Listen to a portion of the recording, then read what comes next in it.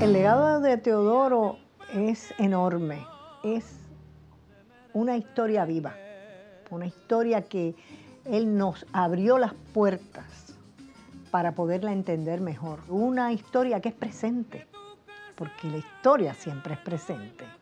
El pasado está aquí, y está aquí en este caso a través de todas esas piezas, de todos esos objetos que nos siguen hablando, porque él se ocupó de que tuvieran una voz.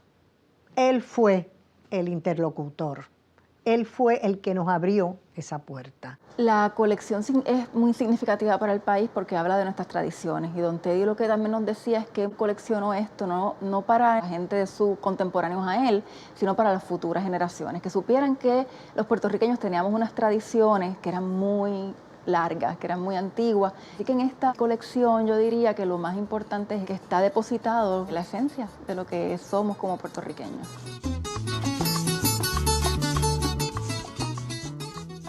Teodoro Vidal nace en el año 23.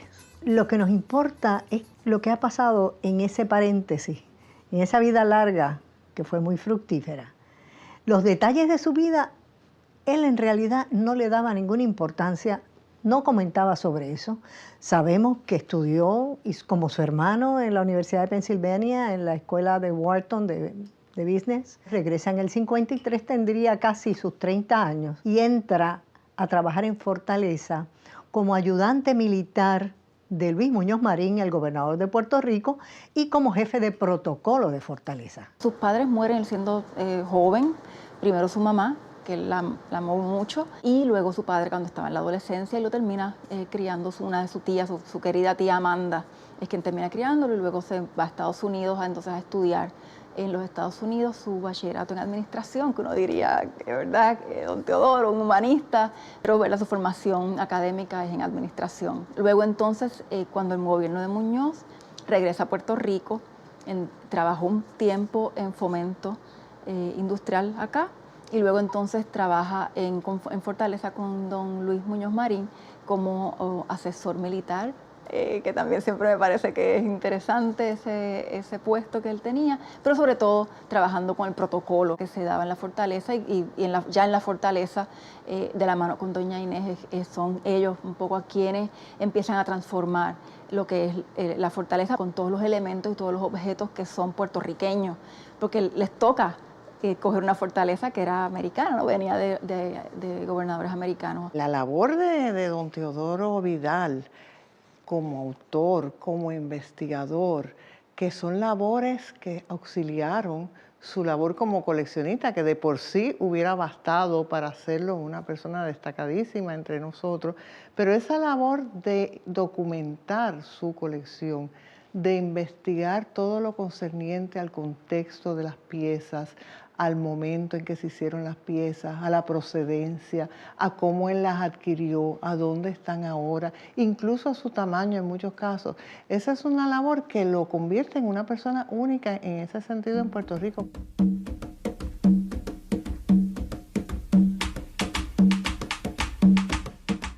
Por eso es tan importante esta colección. Esta colección no son cosas. Cada objeto tiene una historia. Y ese cuento, esa historia que ese objeto esconde, Teodoro lo descubrió. Porque no se quedó en el objeto. Y esa es una de las claves de esta colección. Muchas veces un coleccionista reúne objetos que le gustan, que le parecen hermosos, y puede que empiece a enterarse y a conocer un poco más sobre el objeto, pero muchas veces se queda en la superficie. Lo importante es el conocimiento que él tenía y la documentación que había detrás de todo lo que él coleccionaba. Yo creo que a veces hasta más importante que los objetos es toda la información que él recopiló de las tradiciones, de lo oral, lo escrito, Para Teodoro, el objeto tenía que ser objeto a su vez de estudio, de investigación. Y ahí tienen ustedes que cualquiera de esas cosas que él reunió, fuera un santo, una pintura, un objeto tejido, un objeto de plata, un milagro o exvoto, cualquiera de esos objetos, él escudriñaba de dónde, cómo, quién, si fue heredado, si se descubrió en algún lugar y no podemos trazarle su origen. De manera que si el objeto no nos puede hablar, Teodoro buscaba la forma que pudiera hacerlo.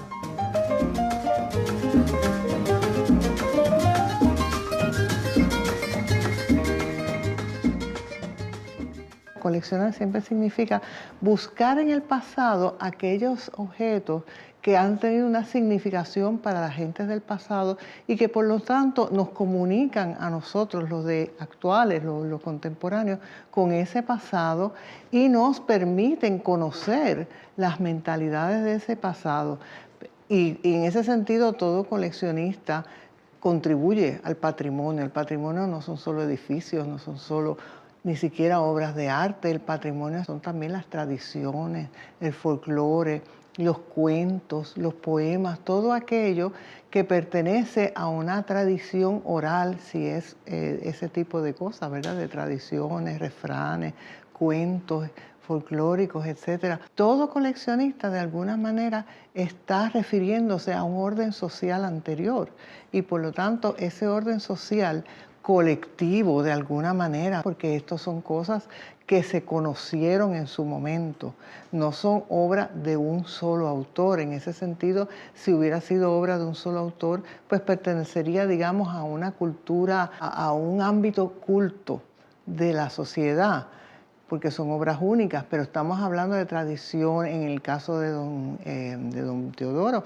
tradiciones, cuentos, refranes, que también los coleccionó, y también obras de imaginería y de pintura anónimas en su mayor parte, que fueron objeto de culto, en el caso de los santos, de culto religioso doméstico, familiar. Poca gente conoce que el trabajo de don Teodoro Vidal, mientras trabajó con don Luis Muñoz Marín en la Fortaleza desde 1953, incluyó la restauración de la mansión de la Fortaleza. Esa edificación había sufrido el trasiego de muchos gobernadores que no entendían el valor de los objetos y de la herencia que había allí, donde él podía aportar su visión de la historia y la importancia de la tradición de Puerto Rico. Vio que esa era el área donde él podía realmente hacer una diferencia porque se estaba perdiendo.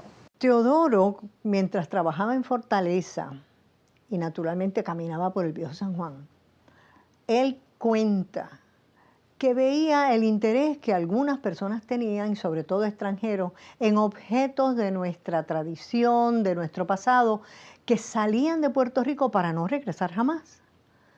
Y entonces se da la tarea de empezar a estudiarlas, a reunirlas, a rescatarlas, podríamos decir, pero no para él, sino para todos nosotros.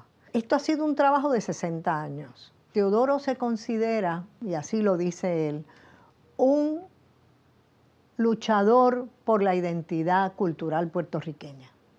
¿Y qué es eso? Eso es lo que somos.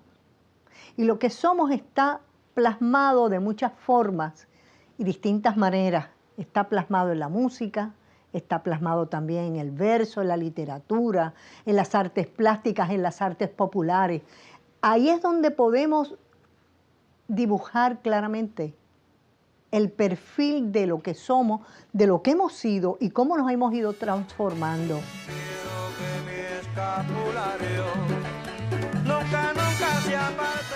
Él tenía mucha admiración por Muñoz Marín, trabajó obviamente de la mano con él. Él dice que él empieza a darse cuenta de estas tradiciones yendo con don Luis a los campos de Puerto Rico. Y ahí es que él se da cuenta de unas tradiciones que se están abandonando por las mismas políticas que estaba imponiendo el gobierno, ¿no? Y él lo decía muy claramente, que de alguna manera que tenía que perdurar. Este es un momento clave en la historia de Puerto Rico y un momento en que el gobierno de Luis Muñoz Marín se está dirigiendo a poner sobre la mesa un nuevo proyecto para este país, que era el proyecto de Operación Serenidad. La Operación Manos a la Obra ya se había encauzado con enormes éxitos, pero había una parte que requería atención y era aquella que es menos tangible, que tiene que ver con el espíritu, que tiene que ver con el enriquecimiento ético, moral, espiritual de la sociedad. Y en esa dirección se dirige Muñoz, acompañado siempre de una mujer extraordinaria, que fue Inés María Mendoza, su esposa, y juntos van a establecer, porque aquí siempre va a estar Inés, van a establecer una agencia gubernamental, y la menciono porque Teodoro tiene que ver con esto, que es el Instituto de Cultura Puertorriqueña, que no es una agencia cualquiera, que tiene autonomía, que tiene independencia, porque Muñoz sabía muy bien que había que proporcionarle a esa agencia, a esa institución, la autonomía, la libertad de ejecución en el mundo cultural sin las intervenciones políticas que, como hemos visto en distintos momentos, han sido funestos para las instituciones tanto educativas como culturales. Don Teodoro lo que ve su colección es una extensión de lo que es Operación Serenidad, que don Luis Muñoz Marín pues decía que era su proyecto inconcluso, tomó esa batuta entonces de tratar de completar ese proyecto inconcluso de Muñoz.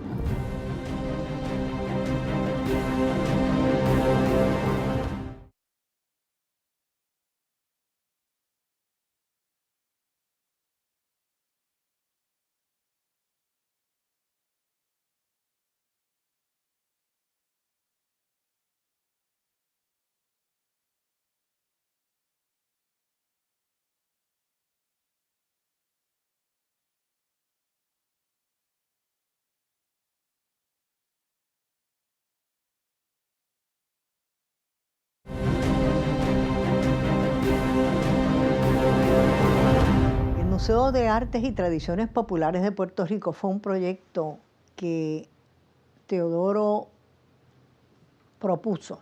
Nos invitó a un grupo de amigos a colaborar con él para diseñar cómo debía ser este museo, en el que él donaría todas las piezas, más de 6.000 piezas, para formar, para manifestar, para dar a conocer, para conservar, estudiar, investigar, todo eso que es parte de nuestra historia, de nuestro pasado y de nuestro presente. Y ese proyecto se quedó en papel. Ese proyecto desgraciadamente no fructificó, no encontró el suficiente apoyo gubernamental, porque esto no puede ser labor de un individuo. El individuo ya hizo un trabajo que una institución prácticamente le hubiera tomado a una institución llevar a cabo, que es reunir toda esa colección. En el 1984 tuve la gran oportunidad de conocer personalmente a Teddy. No me acuerdo si fue Ani Santiago o Tere, que me invitaron a ser miembro de la Junta de Directores del Museo de Artes Populares que se estaba gestando en ese momento. Para mí fue una oportunidad por dos razones particulares. Uno, siempre he sido un apasionado de las artes populares, tanto puertorriqueñas como latinoamericanas. Tenía mi propia colección empezando en esa época. Pero además porque yo estaba preocupado, tenía una preocupación particular por la cultura de museos en Puerto Rico. Como en Puerto Rico no se había logrado, vamos a ponerlo de esta manera, teníamos muchos museos sin paredes y teníamos paredes sin museos. Entonces habían estas grandes colecciones que estaban guardadas, como la propia del Instituto de Cultura, el Ateneo Puertorriqueño y otras colecciones. Casa Candina ya había empezado a formar su colección, que no había dónde exhibirla, no contábamos con ese tipo de museo. El mismo nombre que don Teddy le da a la colección y a ¿verdad? Lo que él quería crear, que eventualmente era un museo, que es la colección de artes y tradiciones puertorriqueñas. Y un poco, ¿verdad? Lo que puede abarcar lo que son el arte y las tradiciones puertorriqueñas, que es enorme. Así que se dio la oportunidad de poder unir esos dos intereses que yo tenía. Mucha gente se sorprendía de que yo estuviera tan envuelto con empujar ese Museo de Artes Populares cuando mi campo es de las artes contemporáneas y un artista abstracto. Digo, no se puede decir que la cerámica no tiene una conexión con las artes populares, porque la tiene.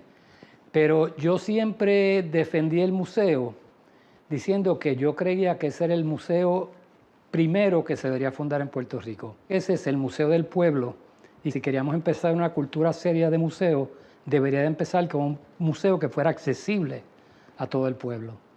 Yo decía, ir a un museo donde tú te vas a encontrar las cosas que han sido parte de tu familia, de la herencia, de las tradiciones de nosotros, pues yo creo que eso puede empezar a fomentar más fuertemente la cultura de museo. Cuando nos damos cuenta que el proyecto del Museo de Artes y Tradiciones Populares de Puerto Rico se había frustrado, que no tenía el destino que creíamos que debía tener, eso fue un golpe muy duro para Teodoro, porque si él había hecho esta colección era para poderla mostrar y compartir y abrirla para los estudiosos y los investigadores y el pueblo de Puerto Rico en general.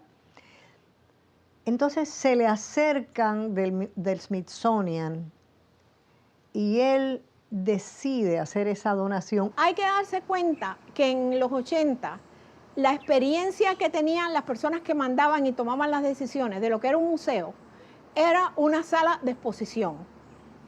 Don Teodoro estaba proponiendo un museo con un edificio donde se iban a llevar a cabo labores de investigación, de archivo, de conservación, de presentación y actividades educativas.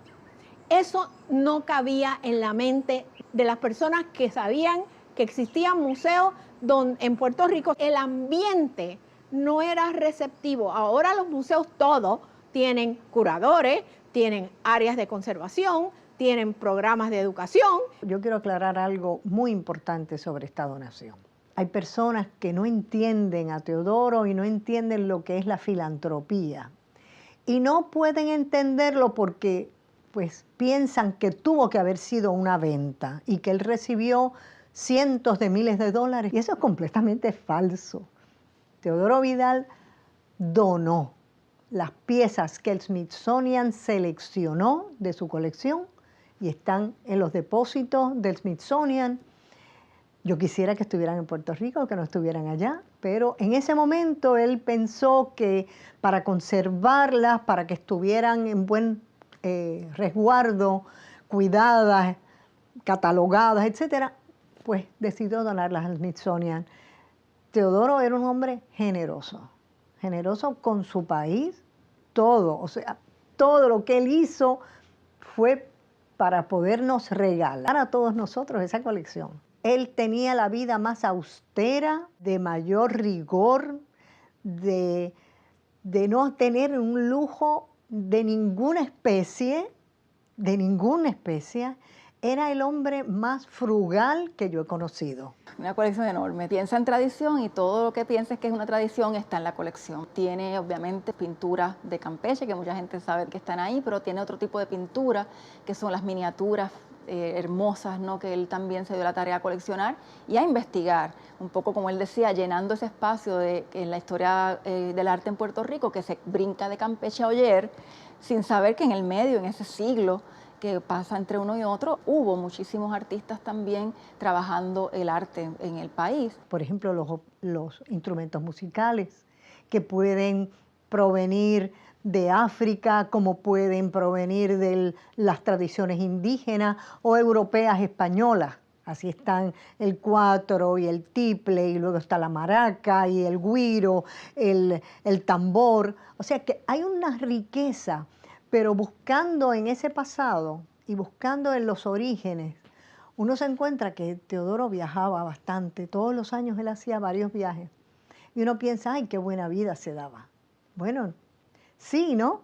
Para él la buena vida era meterse en el archivo de Segovia, en el archivo militar de Segovia o en el archivo de Madrid, hacer citas previamente para hacer las investigaciones, por ejemplo, sobre los uniformes de los diversos militares, cómo cambiaba ese uniforme, cómo se había definido, cómo era el uniforme del Regimiento Fijo de Puerto Rico, etcétera. Tiene fotografías también, tiene toda una colección documental, documentos del siglo XIX, por ejemplo, que él también fue coleccionando, litografía, también una colección antigua de mapas. Tiene también colección de accesorios de la vestimenta, que uno jamás se imaginó que estaba ahí. Y sobre todo la colección de las artes de la aguja, los dechados, que era una de sus partes favoritas de la colección. Los dechados son un pequeño textil, es el producto final de la enseñanza de las niñas, por lo general niñas de clase media alta, donde se le enseñaba las labores de aguja y también de una vez se le enseñaba a leer y a escribir, porque el dechado tradicional lo que va a tener son letras, el abecedario, va a tener números y algunos que otros diseños particulares, todo bordado en punto de cruz, que es un tipo de bordado. Lo interesante de esa colección es que además de que te habla, ¿verdad?, de la mujer, que un poco a veces se queda fuera de todas estas investigaciones y a veces no pensamos en ellas, en nosotras, en las tradiciones, están ahí, ¿verdad?, que hablamos de un tipo de mujer de clase media y clase media alta, pero también se entiende que había otras mujeres que estaban ayudando a estas otras niñas a bordar, etc. Yo diría que de las piezas más antiguas es del 1846 en bordado. Hay un refrán en Puerto Rico que dice que las mujeres son un dechado de virtudes, pues de ahí viene.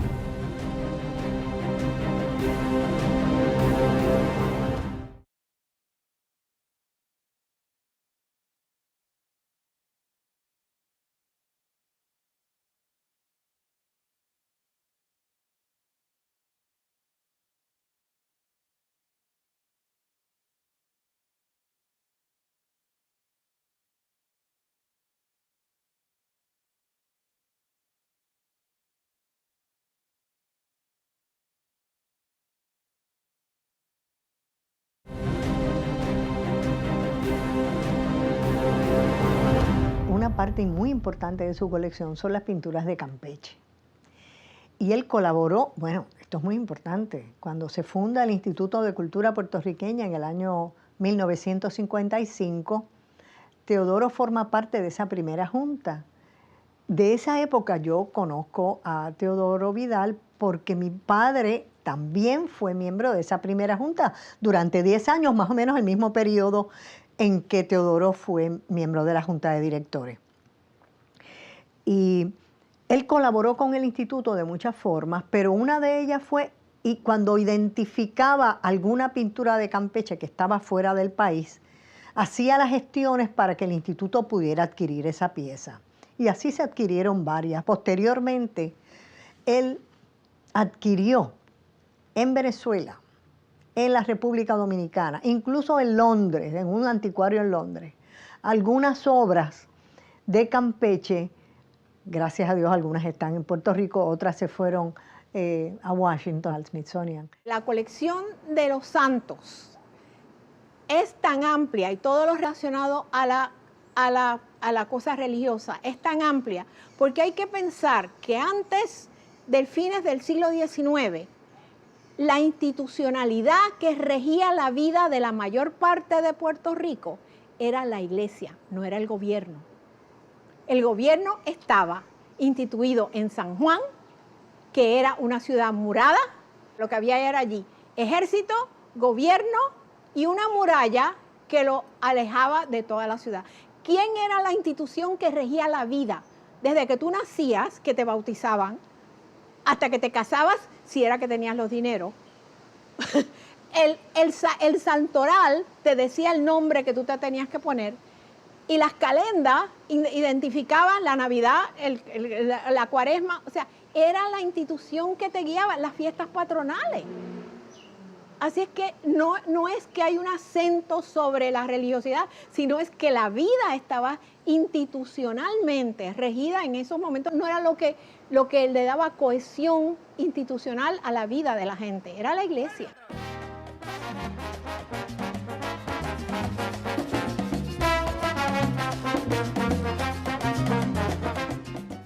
Para mí fue una sorpresa bien agradable llegar a casa de Teodoro Vidal y encontrarme con aquella maravilla de colección que tú, hasta debajo de las camas, yo creo que habían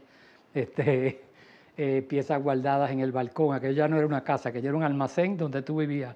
Así que me interesé muchísimo. La otra sorpresa fue encontrarme con Teddy, la persona, no el coleccionista, una persona sumamente amable, apasionado con lo que hacía, un conocimiento increíble. todo lo que hacía. Una de sus virtudes, que hemos mencionado ya varias, pero parte de su personalidad y de su ser lo podemos definir como un caballero. Ese es un término que está pasado de moda. Eso de caballero no tiene posiblemente un sentido como el que puede tener para una persona de mi generación. Pero si hablamos de un caballero, estamos hablando de un hombre de palabra, de un hombre íntegro, un hombre generoso, un hombre que sabe cuando los asuntos que tiene en su mano tienen importancia, eso que los romanos llamaban gravitas. Ese es Teodoro Vidal. Es un hombre de una sola pieza. Y es un modelo, es el tipo de persona que quisiéramos multiplicar en su sentido de compromiso con el país. Porque si alguien fue ese caballero, fue un gran puertorriqueño. Todo lo dio a este país. Construir, no destruir en estos tiempos difíciles que corren.